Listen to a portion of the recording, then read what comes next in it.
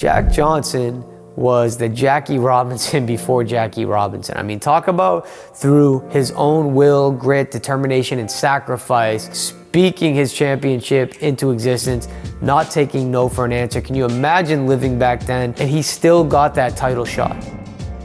This is the most important professional fight that you've probably never heard of. I'm Tommy Duquette, and on this series, FightCamp 360, I give you an in-depth look at boxing culture throughout history, past, present, and future. In this episode, we're going to dive into the legendary but lesser-known boxing match between Jack Johnson and Tommy Burns. All right, to set the scene, let's talk a bit about the early life of the former heavyweight champion of the world, Jack Johnson. Known as the Galveston Giant, he was the first African-American world heavyweight champion. He held the title from about 1908 to 1915, and he rose to greatness at the height of the Jim Crow era. Johnson's first fight was at the young age of 15 years old, where he fought his way to a 16-round victory. 16 rounds. Professional title fights these days only go 12 rounds, so that's pretty impressive.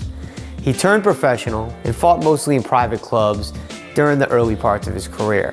Now, boxing was illegal in Texas back in the early 1900s, and at one point, Jack Johnson and another heavyweight, a guy named Joe Choinski, were jailed for 23 days after a match. And look, that didn't stop Johnson. By 1902, Johnson had won at least 50 fights against both white and black opponents. He won his first title on February 3rd, 1903, where he beat a guy named Denver Ed Martin over 20 rounds, so another very long match. At that time, that was for the black heavyweight championship of the world. But what I say is there was no heavyweight championship of the world until everybody was mixed, because not everybody was fighting everybody. Now, Johnson's initial attempts to win the full heavyweight title were thwarted as world heavyweight champion Jim Jeffries refused to face him and instead chose to retire. Now, Johnson was unforgivable in his promotion of that fight. He would show up everywhere Jim Jeffries was, and nobody could touch Jim Jeffries at the time. Jim Jeffries was undefeated,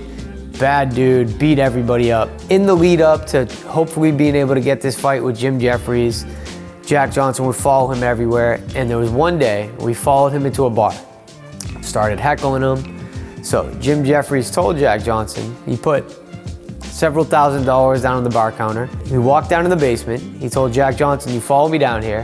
Whoever walks back up gets to keep the money. Now, Jack Johnson, being the businessman, being smart, didn't take him in this challenge. He wanted to fight for the actual real heavyweight championship of the world. He didn't want to fight in the bar or some basement. That wasn't the prize.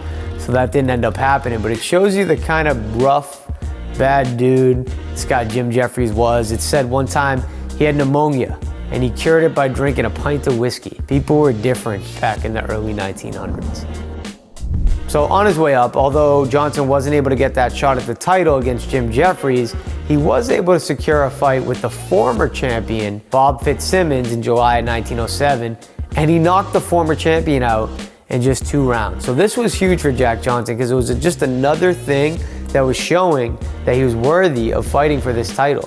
Going up against his former champion and having it not even be a contest like that, the media started talking, people started talking, and they wanted to see Jack Johnson fight for that heavyweight championship of the world. So when Jim Jeffries vacated his title and retired rather than fight Jack Johnson, his title ended up in the hands of a heavyweight from Canada by the name of Tommy Burns. And Jack Johnson finally got that title fight at Sydney Stadium on December 26, 1908. He got this title with Tommy Burns after he literally followed this Canadian heavyweight champion around the world for 2 years, employing a lot of those same tactics that he was employing with Jeffries, heckling him, getting the media against Tommy Burns. And he finally got that shot. It had a lot to do with the way that he was able to rile up public interest. And there was this entrepreneur by the name of Hugh D, McIntosh, very wealthy guy, who asked Burns, how much money would you need to finally accept this fight with Jack Johnson? And he agreed, no matter what the sum was, he was gonna put up the money to make the fight happen. So that fight ended up happening. Jack Johnson got paid $5,000. Tommy Burns got paid $30,000. That was the amount that it took, that Tommy Burns said that he would need to take the fight, a fortune back then. is the largest amount ever earned by a boxer for a single fight.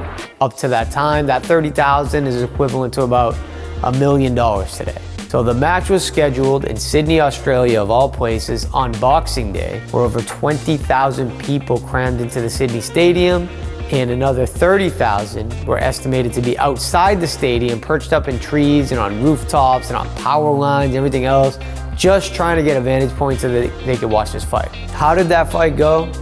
Johnson completely dominated the fight, physically and mentally, often taunting Tommy Burns while holding him, hitting him, making him miss, just clowned him the entire fight. The police actually had to come in, stop the fight in round 14 because they thought Tommy Burns' jaw was broken. They wanted to spare him from the embarrassment.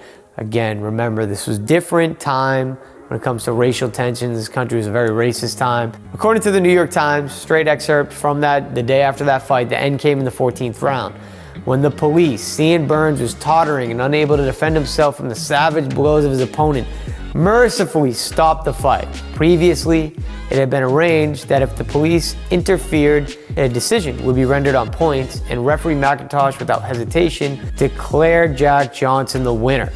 To come back to the whole Jim Jeffries beef, even after he won that heavyweight title from Tommy Burns, of course, people still wondered, what if he got to fight Jim Jeffries, the undefeated former heavyweight champion that retired before he fought Jack Johnson? And for many, many, many years, Jim Jeffries refused to come out of retirement. He was finally lured out of retirement. The fight finally happened, and Jack Johnson got the win, proving to everybody that he was the best in the world.